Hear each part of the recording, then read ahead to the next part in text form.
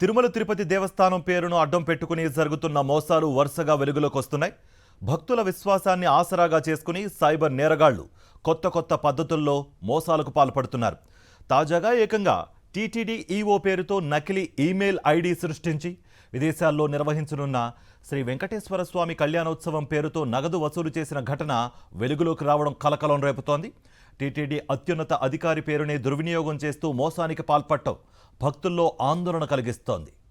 South ఆఫ్రికాలోని జోహన్నెస్బర్గ్లో నిర్వహించనున్న శ్రీ వెంకటేశ్వర కళ్యాణం 2026 కార్యక్రమానికి సంబంధించిన ప్రసాదాల ఖర్చుల పేరుతో టీటీడీ ఈవోగా నటించిన అగంతకుడు నకిలీ ఈమెయిల్ ద్వారా సంప్రదించినట్లుగా తెలుస్తోంది.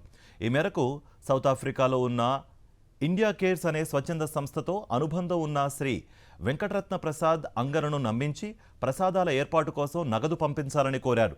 దీంతో బాధితుడు గత నెల జూన్ 27న యూపీఐ ద్వారా 37,000 రూపాయల నగదును బదిలీ చేసినట్లుగా సమాచారం.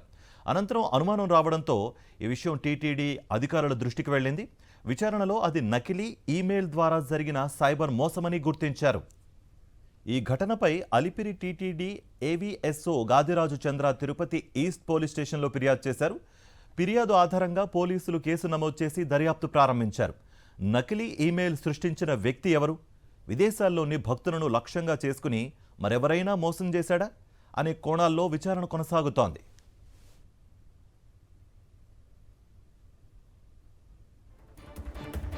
మరిన్ని అప్డేట్స్ కోసం ఛానల్ను సబ్స్క్రైబ్ చేయండి.